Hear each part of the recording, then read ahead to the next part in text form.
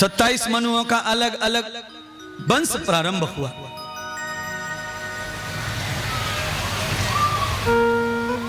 मनु महाराज के 5 संतानों का अवतरण हुआ। दुहेतम नवेदिताम यथाम। सृष्टि में सबसे पहले रज और वीर के द्वारा जन्म मरण की सृष्टि जब हुई तो सबसे पहले कन्या का जन्म हुआ, जिनका नाम भागवत में आकृति है। सबसे पहले जन्म किसका हुआ? अक्षर का। मैंने कहा आ का अक्षर का। और पहले इंसान जो मैथुन से पैदा हुआ जन्म मरण वाला, उस महिला का नाम भी आ से ही निकला, आकृति।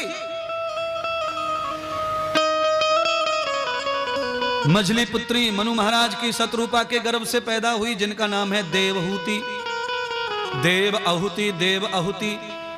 और तीसरी बेटी प्रसूति। 2 पुत्र हुए। बाद में प्रथम पुत्र प्रियव्रत और द्वितीय पुत्र उत्तानपाद। आकृति का विवाह महर्षि मरीच मनु के ही कुल में हुआ। मरीच ऋषि के यहां अनेक पुत्रों ने जन्म लिया, जिनमें से विशेष पुत्र चंद्र और पूर्णम जो देवताओं के रूप में प्रकट हो गए। दिहतम दर्शनम शक्तिम। देवहूति का विवाह महर्षि कर्दम के साथ हुआ। आपको मालूम है कर्दम गोत्र किसका है? चमड़े का जो काम करते हैं ना, उनका गोत्र कर्दम होता है।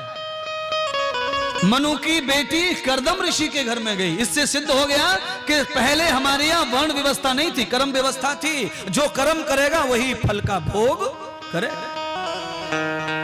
कर्दम ऋषि, कर्दम के वंश में उन प्राणियों का जन्म हुआ जिन्हें हम संत रविदास कहते हैं, रविदास कहते हैं। चमड़े का काम जिनको समाज ने छोटा मान लिया, दुत्कार दिया, थूक दिया, गंदा कह दिया, बुरा कह दिया, छोटी जाति का कह दिया, कर्दम ऋषि के वंशज है महाराज।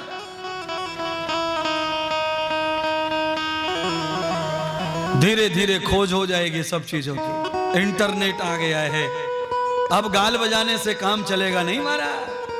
तुम कहोगे और कोई मान लेगा, ना ना ना ना ना ना ना ना ना ना। अब तुम्हें पढ़ना पड़ेगा कथा करने के लिए। थोते गाल बजाने से कथा ज्यादा दिन चलने वाली नहीं है, रुक जाएंगी, कोई नहीं सुनेगा। क्योंकि बीटेक एमटेक सीसीए करने वाले बच्चे बच्चियां हैं, 6वीं पढ़ने वाले बाबा पंडित जी तेरी कथा कोई नहीं सुनेगा।